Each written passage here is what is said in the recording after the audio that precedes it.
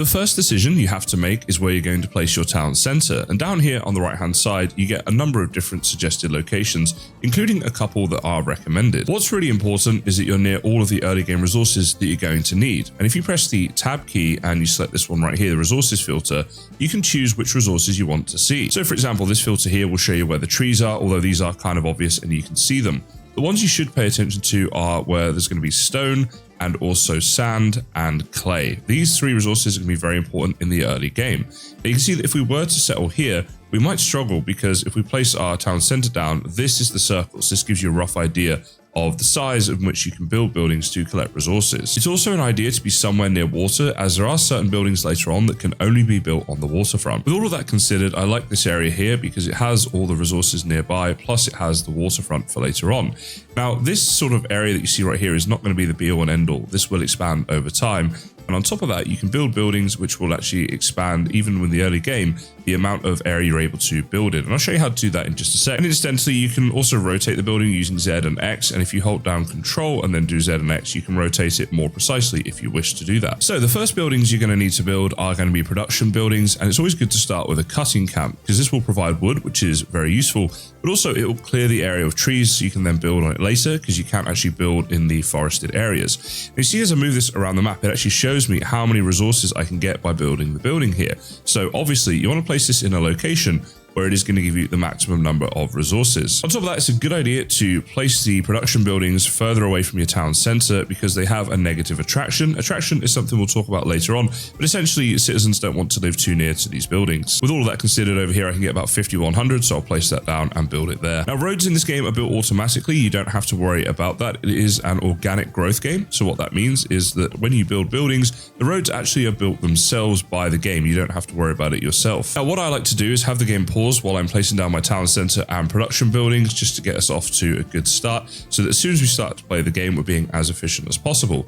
Now at the top of the screen, you can see we start with just a little bit of wood, only 50 of that, 20 stone, and also we have 0 clay at this point and 0 sand. And that's why we want to prioritize these resources. They are going to be very useful to us. And if we have an excess of them, we can sell them, which I'm going to come on to later on. So we're going to keep on with the production buildings, and next up we're going to build a quarry. So if we hover over the quarry, we can see here it tells us the different resources available to us, but there are 3 different types. So from here we can get stone, we can get clay, but we can't get any sand. Now if you get really fortunate, you can get in an area like this where with one quarry you can actually get all 3 resources, so that's pretty useful. Again, we want this to be further away from the town center, and we want the numbers of course to be as high as possible. So let's go ahead and figure out the best place for this one. It also makes sense to build as much on the edge of the circle as you can because you're maximizing the amount of space then that you can build at. So once we found a good spot, we'll go ahead and we'll build that one down there. Now at this point you can choose what the workers are going to focus on. So early on in the game, stone is probably a good idea, and we'll build that. The final very important building to build in the early game is going to be the small farm. So this small farm, let's see, we'll go ahead and place that maybe down here, so it's got a lot of area around which it can build its farms. And here we have this drag and drop, right? And this is the number of farms essentially you're building around it. So the developers recommend that what you build are 2 small farms to get you started off, each with 10 fields. So that's the 10 right there. We'll go ahead and build that one there. And let's go ahead and build a second one once we've got the resources, but we don't have that just yet. But that is going to be a bit of a focus early on in the game. So now we're just going to go ahead and click this button down here to speed time up and get these buildings built. And then of course we'll start producing resources and growing our town. Now very quickly in the game, you'll get a notification that comes up telling you that you can actually expand your city. So if we click on the ancient camp, our sort of town center, and go to the improvement area right here, we can click improvement and it just costs these things that you see right here.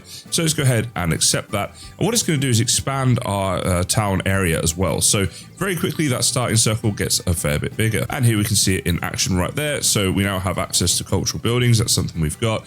We can build the architectural office. Now this right here actually produces blueprints, which I'll show you what they do in just a second. But this is the only way to produce blueprints in the game. And this also has a lot of other positive things like better migration, more buildings and things like that we can do, as well as being able to look at our citizen satisfactions, which is an important part of the game too. So down here in the bottom right, we have this satisfactions book right here. And if we click on this, it shows you here the total value to be reached to satisfy the entire population.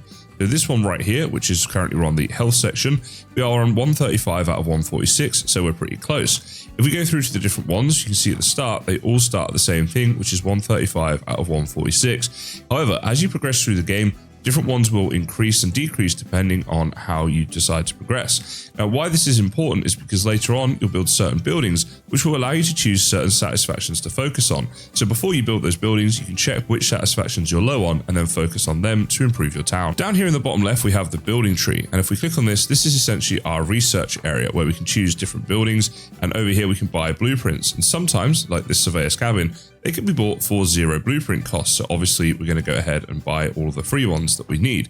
However, certain things like, for example, the ceramic workshop we see here does actually cost us 500 blueprints in order to build it. Now, if we go to the main screen, the total number of blueprints we have are shown here. So you start off here with 2,500 blueprints. You do get a good write-up of the different things. It tells you here the gains. So for example, this has a good attraction rating, which is useful if you're trying to get more citizens to join your town. And what you want to do is focus on making nice areas. So let's go ahead and buy this ceramic building, accept that right there, and I'll show you what I mean. If we go down to the press tab and then we go to the right filter, the attraction filter, we can see where attraction is high, medium, low, or neutral. Now, the production buildings lower this, which is why we put them out the way. But you can see at the town center here, we've got a reasonably high level of attraction. So what we can do now is we can improve this. If we go to the cultural buildings and the ceramic workshop, let's go ahead and build this over here. So let's maybe just rotate it around a little bit and put it next to this road so that can go in over there, and we'll build that one. Now, this is what I was talking about with the satisfactions. You can see here which ones we want to choose. Now, if you hover over them, it does actually tell you as well which ones, like what your score is, right? So there it says current score for esteem, 135 at 156. And we know they're all the same at the moment, so we can just choose whichever one we most like. I'm going to have to focus on safety for this one because it does say it's very important for our development, which is obviously when you're starting out what you need. And also it's mainly brought by military constructions, but we're not getting into that just yet. So it might be a good one to start us off with. So let's go ahead and confirm that. So you see the attraction here. This is the before, then I'll build this ceramics building and let's see it after. And there we go. So the attraction here has gotten a bit stronger. Plus there's a bit more attraction now around this building. So that was obviously an improvement to the area. And having higher attraction means that residents are more likely to come and settle here to grow our population. Now, if we hover over here, you can see we've got 33 workers out of a possible 81. So obviously what we want to do is put more people to work. Now, we are going to need to expand our farms very early in the game once our population expands. But right now, you can see our food is almost at capacity. And at the moment, we don't have a way of storing any excess goods. And what that means in the game is once food reaches capacity, people will stop working on the food areas and they'll go and work on other areas. So it's a bit inefficient. To improve storage, you can upgrade your town center. So every time we upgrade it, our global storage increases. So that's just for everything in the game. If you want to improve storage for something specific, let's say we wanted more wood cutting storage, you could build another cutting camp. And obviously that will store the goods for that specific thing. Obviously in this case, wood. And another thing you can do is down in the building tree right here is go into the service buildings and unlock this one here, the Horium. And this one right here is basically like a giant warehouse. So whilst it does cost 900 blueprints, it is a good one to unlock early on in the game so that you can store things and stockpile them because you'll need them later on in the game. Now, in order to build the Horium, we will need some clay. And right now we have a lot of workers doing nothing. So we're going to start to get some more production going on. Now, later on, we might better transfer this quarry into doing other things, but I don't think there's a way in game right now to actually just select a different resource to tell it to stop working on stone and to start working on one of the other resources. We'll see when this runs out whether that changes, but for now it's not a bad idea to have more than one quarry anyway. So let's go ahead and build another small quarry, and for this one, clay would be of particular importance to us. So what we can do is we can see here, like if we could build it out here, then all of a sudden we can get like 1,000 clay there, 1,500, 2,000. Okay, this is getting really, really high. Compared to in here, it's only like 70. So if we go down to the proximity buildings and the surveyor's cabin, you see what this does if we build it is it actually extends our borders out. So we just need to find somewhere around here where we can place it. Now you can see you can't just place it anywhere. It has to be connected up to the edge of the zone that you already own. So let's go ahead and see, can we get it in just over here somewhere, I think? Yeah, just there. So it's just touching the zone, so we maximize the expansion area. Let's go ahead and build that. Now, once this is built, we'll then be able to build our clay quarry in a much better area. So it's always worth checking just outside and to see if you have surveyors cabins left, because you'll see here, it does show it's very small, but it says 1 out of 4. You can only have a maximum of 4 when you're starting off in this game as the expansions to your town center area. So you need to make sure you use them wisely. However, with that done, we can go ahead and build a quarry in a much better spot. So let's just see now where we want to build that. Now, it looks like 900-ish might be the best we can get to, maybe 1,000 if we come in here. Okay, just looking around. So unfortunately, essentially, like, you have to build outside of the swamp area, which is what we've got here. So you do have to be careful with where you can actually place buildings. But if we build it in the right spot, to get 1,000 early game is going to be pretty good. So we don't want to worry about that too much. Let's see how good we can get this. So about 1,200 if we build it there. So let's go ahead and build that quarry in there. And this one, we'll get this to focus on the clay, I think, because, yeah, we can probably do sand in a better spot. Clay is a little bit more scarce. And finally, we'd like to have a quarry for sand as well. And I think I can just about get one in over here. It's kind of good to have these all in the same area anyway. There was just a little spot for it, yeah, just there. And we can build that and get 1,800 sand. So we've got the 3 quarries working. This is a good thing to do early game. Get 1 quarry for stone, 1 for sand, and 1 for clay. As your town grows, make sure you're constantly keeping an eye on the food as well. You can see mine is staying pretty much around the 800 mark, so we're good. Once it starts to drop though, make sure you very quickly get on top of that, as food is obviously very important for the growth of your town. Incidentally, if you ever need help in the game for specific things, if you click this button here, you've got the full menu there of in-game help. So this is very useful. Now, very quickly, we've started to produce certain things. You can see our stone starting to fill up and our food was getting a bit that way too. So we go to service, we want to build this horium, and yeah, there we go. We just have enough clay now. So let's figure out where we want to put this. Now, it does say in the game's compendium, you don't need to place this near the production buildings. There's no travel time sort of requirements taken into play. So I think I'm just going to put this somewhere out the way, like on this road out here. But yeah, it doesn't really matter where you place this basically. So I'm going to try and place this somewhere where we're not building residential buildings. So this ceramics workshop, around there's a lot of attractiveness. So we're probably going to want to build housing around here, or yeah, that's what's going to happen. So we're going to go ahead and try and place it like out here somewhere. It's just out the way. So yeah, we'll just go ahead and place that one down there, build that one up. And now we get to choose 2 other things. So let's see. This one right here, 260 out of 273. So it could be better, but it is looking pretty good compared to these ones right here, which are only 135. I think let's do, let's see, belonging is pretty good. Maybe esteem, that is a very strong will in a developed city, which we're not really yet. Essentially, if you want your city to endure through the ages, that sounds pretty good. We'll go ahead and do those. And so make sure you make the right selections with these. It's really going to help with your whole satisfaction level down here, which is important for keeping your citizens happy. At this point, it's a really good idea to go to the building tree under production and go to this one right here, the architectural office. It's free to unlock the blueprint for that. And this, as I say, is the only way you can get blueprints within the game. So I think it's something that's good to produce pretty early on. And it doesn't really matter where we place this. But once again, let's not place it somewhere where it's going to be near housing. Let's just get it a bit out of the way. So I think I'll place it just down here. That looks like a good spot for it. We'll build that there. That way we can start generating our blueprints early in the game, and they'll generate over time. Very important, because we're going to need them to unlock all the other buildings that we're going to need to be making as we make progress. In the decorative tab down here, right now we have this here, the statue of the founders. And this provides a lot of attraction. So what we can do, if we open up the map right here, we can see where the attractive areas are. And right here, we've got quite a lot of blue. So what I'm going to do is try to expand out the number of blue areas. So for example, we've got a little bit of blue over here. If we place the statue down here, it's going to improve this whole area around it. I think that's a good little spot for it. So let's see, we can place that down here. Maybe just like on the outskirts a bit to give a bit of space around it, and let's build that. So we'll see now, this is the attraction right now, then we'll check it again afterwards. And there we go. You can see there's now more attraction going on around here and more potential areas for new residents to come. Obviously, early in the game, expanding the population is very useful. Every now and again, you'll get something come up like this, one of these bubbles that you see right here. So if we click on that, it comes up and it tells us here exactly what is being offered. So their production, this faction says here, produces these resources every cycle. So it gives us plus 0.1 cultural points and between 0 and 1 gold, depending on how we tax them. So I'll go into tax in just a second. And then this here just shows us like trust, number of factions, which right now we don't have any, so that's fine. And also we get some cultural influence from them. So at this point, there's zero reason why we wouldn't accept them. So let's go ahead and get them in. And it gives us access to all these different cultural buildings too, which is pretty cool. Now over here on the left-hand side, we have this faction screen, which we can click, and you can drag this if you want to change the tax. You have 3 options. Now right now our trust is at 50%. If we increase the tax, we do increase the amount of money that we get. But as you can see there, it is going to lower the trust. So as we're only at 50%, we probably don't want to do that right now. We could actually lower the tax if we wanted, but then we don't get any money. So you're constantly needing to balance this. It's all part of the complexities of the game. You could just keep an eye on it at different points as you progress through. And if you particularly needed gold, maybe you would increase the tax. But if you don't, then it's better to keep them happy. Now, if we click on our town center area right here, one thing we can do is click this button here. You see this skeleton comes up of what they call a rampart, which is basically just town walls. And what this will do is it will basically fortify your town. There's more to it than that, because it says over here, factions inside the ramparts pay 15% more taxes and produce 15% more culture points. So this is a very useful thing to do. Now, in theory, you want to make this as big as you possibly can, right? Because the more that's inside, the better. However, of course, as the build goes goes up, so does the cost of building it. You see right there, this would take up all of our wood, for example. So if we tailor it down, we can get it to like a good size area, but you do want to go pretty big with it because it does have a lot of benefits over time. So I'm actually going to use pretty much all of my wood just to build this right now, because we can always produce more. So let's go ahead and build up all of that. And over time, obviously, we're going to produce more of that wood back. And if we wanted to, we could also build a second wood chopping camp, because we're not really using all of our workers anyway. So let's go ahead and build that camp up, because I'm going to talk about resources a bit more in a second.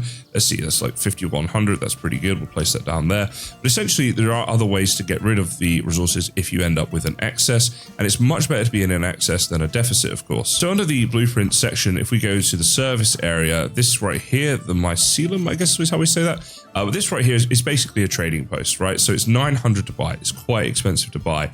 However, it does provide a lot of benefits. So let's go ahead and unlock that. Then if we go to the service area and we look at this one right here, it's going to allow us to buy and sell resources. So not only can we generate money by selling the resources, but if we need anything, we can also buy resources too. I think I'll place this one down here near the road on the edge of the town. Let's go ahead and build that. And once again, we get to look at where we're looking a little bit low. So this one here, 260, is not great compared to these. But then these are even lower again. So we definitely want this one because that's really low. And then what do we got? 385 there versus 260. So we choose those two, confirm that. And we're keeping on top of things quite nicely. And it's another benefit of this building, the fact that we get to add to the satisfaction level of our citizens, as well as provide trade routes. Now, if I press tab right now and look at the attractiveness, you can see how high the attraction is inside the rampart. So that is another benefit of building the rampart, and another reason we want it to be as big as possible, because then anything inside it is going to really attract citizens to grow our town. So now that our trade center has been built, you can click on it if you want to open the trade panel, or you can use the hotkey of C and it takes you here. Now you see you have different trade routes that are available, but they have to be unlocked. So for example, this one right here can be bought for 250 gold coins. This one here is only 100, which is pretty good. And it tells you here things you can buy and things you can sell. So obviously you want to choose one that first of all isn't going to cripple you financially, because we only have 320 gold at the start, as it shows right there. And second of all, we can buy and sell resources that we actually, of course, want to buy and sell. Things that we are going to have an excess of, especially when it comes to selling. So early on in the game, it does make sense to start with this one, because as you go to the more expensive ones, the resources are more about produced things, such as bricks and such like that. Whereas the earlier one, this one right here, this is about just raw resources, so your wood and stone, which you're going to get a lot of. So let's go ahead and unlock that one right there. Except that we spent 100 gold doing that. But what we can do now is go and sell some of this stone. So for example, if we sell 200 stone, there we go. We're going to get 440 gold coins for that. So we're already going to be in profit by 340 gold coins. Let's go ahead and trade that. You see here how long it takes, right? So 20 cycles until we get that money, but that goes pretty quickly in the game. And we just hit trade to send him on his way. And yep, over time that will come back, as you guys will see. Now, interestingly, I think the gold actually came in straight away there. Now, this game is still in early access, so I don't know if it's meant to be like that, or you know why it did it that way, basically, because you'd think that it would have to take the 20 cycles, but we've actually got that straight away. Obviously, we're pretty happy with that, because we can now spend the gold and stuff, obviously, if we need to. Now, another important point is when we go to our town center, we can look over here and see what we need in order to upgrade our town center. So, for example, we need wooden beams, and we can get into carpentry to produce those, which I'll show you in a second. But one important thing is don't upgrade just because you can. Make sure that it actually makes sense to upgrade. When I was doing a couple of testing things in this game, I found that if you try and just progress really, really quickly without a solid foundation, it can really trip you up later on in the game. It's much better to have a good amount of resources and stockpile of resources as well, a lot of reserves before you expand, as well as making sure you're keeping on top of the satisfactions of your town. Now, down in the blueprints under production, if we scroll down, carpentry right here, this is how we're going to get our wooden beams. So it costs 500 to buy this. So let's go ahead and unlock that one right there. Close out of that, and you can see here we still have 800 blueprints, so we're doing all right on that. But that's why we wanted to get the architect's office built so early, because we are now starting to get a bit lower. Some of the blueprints have already been 900, which we now couldn't afford. Under production, if we do the carpenter, again, we just will have this further away from the town, not anywhere where it's going to, lower the attractiveness rating of the town, basically. So I might let's put this just on the outskirts here next to the market, and we'll put that one down there, build that one up. And once that's been made, then it will start to produce wooden beams, which you can see are shown up here at the top of the screen. They are a prerequisite for expanding our town up to the next level, as I mentioned, and also they're used in some higher level production buildings we're going to need later on. Incidentally, if you ever click on a production building, you can always pause it if you want them to just stop working, if you have enough resources, and the workers will go off and do other things. So that's always an option available to you. Now we have another faction available to us. Now the difference now is that we already have a faction in the town. So now you have to think about these things a little differently. Now this is still a production faction, so it's not going to be any problem having another faction of the same type. When you have different factions though, they have different interests and they can clash a little bit, and it's something you need to keep on top of. Now early on in the game, which obviously we're focusing on a beginner's guide here today, it's not really too much of an issue. But if you are playing, further on into the game, keep an eye on the satisfactions of different factions and things, and don't just accept willy-nilly, because you can have conflict between them. Now, if you're trying to manipulate factions to join, one thing you can do is build certain types of building. So if we go to like the cultural area, the ceramics workshop, for example, if you hover over that, you see there it adds 10 attraction for the production faction, shown here like that. So there's the different cultures. This is a production culture building. So if you want to try and manipulate and have a certain faction join, you can check on the research tree and look at different things. So for example, if we go culture here, like the arena, for example, if we click on that, it tells us up here, this is a military building. So obviously that's like a military faction thing, as is this right here, the statio. This here is production, the Agalma workshop. So you can click around and just see what different things are, like commercial and such, and try to build certain things depending on the direction you want to take your town. And that's one of the really nice things about the complexity in this game. You have a lot of different options in terms of how you wish to proceed with your different factions and policies and things like that. Now you can see here we're at 700 out of 1,300 food, and we're dropping. So very quickly we need to make sure we build up another small farm, and we'll do that on the outskirts again. We don't want it to be anywhere central, so I guess we'll just place it like around here. But this is what I was saying, we need to make sure that we're keeping on top of the food. I found that food was particularly the issue in the game when it comes to developing, and something you really want to pay attention to, which is why I'm talking about it a lot today. If you run out of wood or stone or something, you might have to like wait before you can build a building and build some more production buildings and stuff. But running out of food can lead to a lot of dissatisfaction, and that leads to natural events occurring, such as fires and things, which are very detrimental to your town and very frustrating to deal with. Now you can see here our stone is higher than we can currently handle, so we just as well sell some and make some money out of it. So if we click the trade panel over here, let's go down to stone and let's see right here. So basically stone is selling, I guess that's 2.2 per item, is it right? If I put in 1 there, we get 2 coins, so that's how that works. And up the top here it says the city has 595 gold coins, so that's the most we can do. So yeah, like we can do like 255, leave them with only 28 gold coins left. We're basically going to cripple them there, but that's fine. We could also buy food if we wanted. I'm just going to trade with this for now, accept that trade, and we did get the money instantly again. You can see our gold went up instantly there, which again, not sure if that's just an early access thing, but we're currently building these farms, so I'm hoping our food is going to survive. Well, as I'm saying that, that's not looking great, is it? 231. Okay, I'd rather like buy food that we don't need and, use it. So basically we've got to wait 20 turns though, 20 cycles for that caravan to be back. So that's the only issue there. We probably should have bought food. So yeah, don't make the same mistake I did, buy the food, because otherwise you're going to reach this spot where you start to starve. Okay, it looks like we got 85 food left. We're just about in time to buy some food here. So let's buy like 500 maybe. How much is that going to cost? That's going to be 445, but we're doing well in trade in general, and I want to keep my citizens fed, so let's do that. And then the food's actually arrived instantly. I think what it is the trade happens instantly, but you then can't do another trade for the 20 cycles. I think that's how it works. So we're going to keep an eye on this food, make sure it's increasing slowly over time. These fields are slowly being built. They do take a bit of time to be built, so even though I was trying to keep an eye on it and keep on top of it, I still could have done it a fair bit faster. So yeah, maybe it's better to do it even sooner than I did. If you'd like to see more videos on this fantastic game, please do consider subscribing, as it is a great gauge to me as to how many people want to see it. For now though, I really hope today's video helped you out a little bit. If you have any questions or tips of your own, please leave them in the comments. But thank you so much for watching, and I look forward to seeing you guys in the next one.